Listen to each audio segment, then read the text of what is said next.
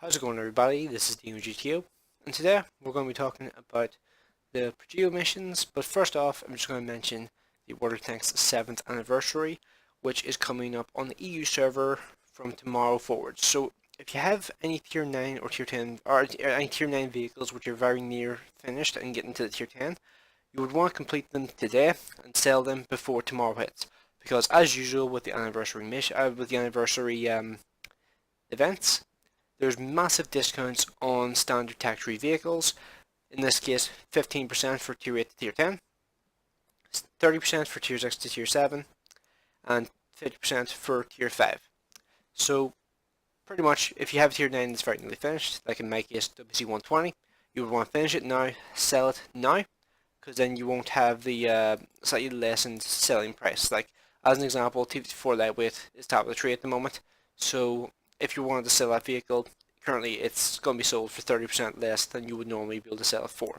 Now let's look at the Progetto mission. So first thing I'm going to do is I'm just going to explain the things that are in common for the left-hand side mission across all of the different tiers of the missions available, and the right-hand side mission across all of the tiers that are available as well. So the right-hand side mission is always based on XP, and is always available for vehicles between Tier 6 and Tier 10. So Tier 6 and Tier 10 inclusive. So Tier 6 and Tier 10s count as well. And then there's also the left-hand side missions, which are only for Tier 10s, exclusively for Tier 10s.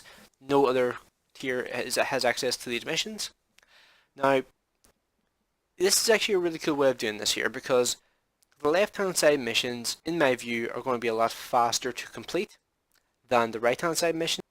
Personally, I'm probably not going to be good enough. I'm probably going to have to round out the XP. And if you're wondering what the total XP amount that will be required to get the Progetto, it will be about 312,000 XP. I added up all the XP scores across all the different tiers, and it added up to 312,000. So if you don't complete a single left-hand side mission, then it's going to cost you 312,000 XP to unlock the Progetto. So the reason I'm also sure that these missions will not be cumulative, like the 5,000 XP that you earn here will not carry on to Tier 2, is because, well, if you look at Tier 9 and Tier 10, both of them have exactly the same XP requirement. So in theory, if the XP actually accumulated across all the tiers, then completing Tier 9 would also complete Tier 10 at the same time. It doesn't really make much sense if you think about it. So I'm just assuming that they're going to be like, you're going to have to complete the XP total individually for each one. So it adds up to about 312,000 XP that you're going to need to be able to do this. And that has to be earned between Tier 6 and Tier 10. Now for the left-hand side missions, by the way, the right-hand side missions, just the last thing, they're all XP related. None of them are like damage related or anything else. They're just all XP. Left-hand side missions do differ, but they're all for just Tier 10 vehicles only. Now the left-hand side mission for the first one is just literally earn a high caliber, so do 20% of the health of the total health of the enemy team inside of a game in a Tier 10 vehicle, and you have this mission completed. As long as no one else does more damage than you, then that's the mission finished. So Tier 2, the mission here I think is actually going to be slower than completing this mission, depending on what type of tanks you have access to. So if you're able to block 4,000 damage consistently in some of your Tier 10s that you have access to, then it would be best to try and do that. But not everybody has damage blocky Tier 10s.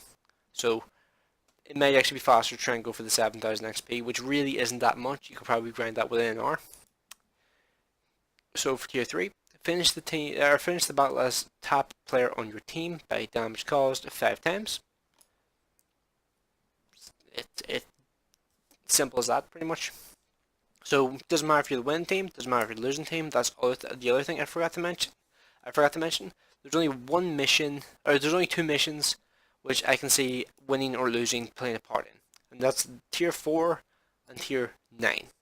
These ones require 850 base XP, 20 times in the case of Tier 9, and 10 times in the case of Tier 4. So that's the only one I can really see winning or losing playing a part in, because if you don't know, there's actually an XP bonus for winning a game in comparison to losing a game. So if you don't win, it's going to be harder to hit the 850 XP that is required of you to complete this mission consistently.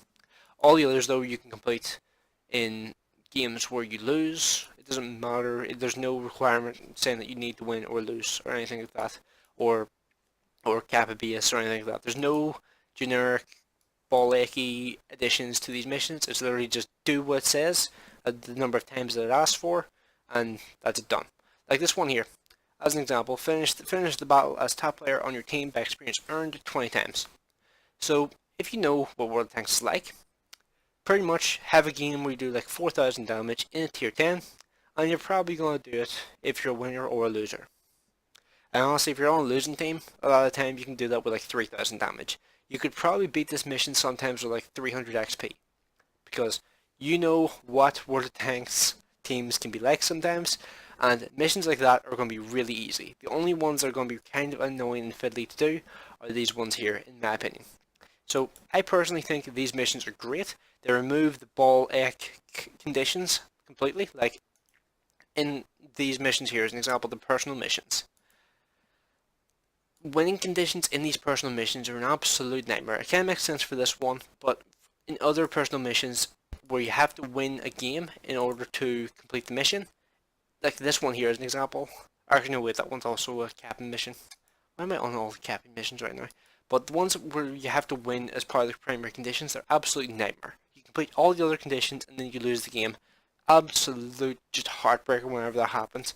There's no conditions like that, aside from what I said with the 850 XP ones.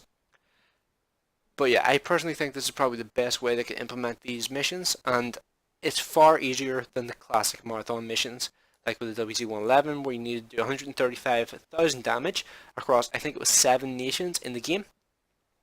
Or no, 135,000 damage individually for 7 different nations in the game.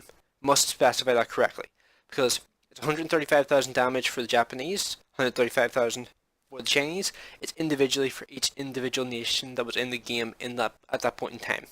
And there was also 135 kills as well.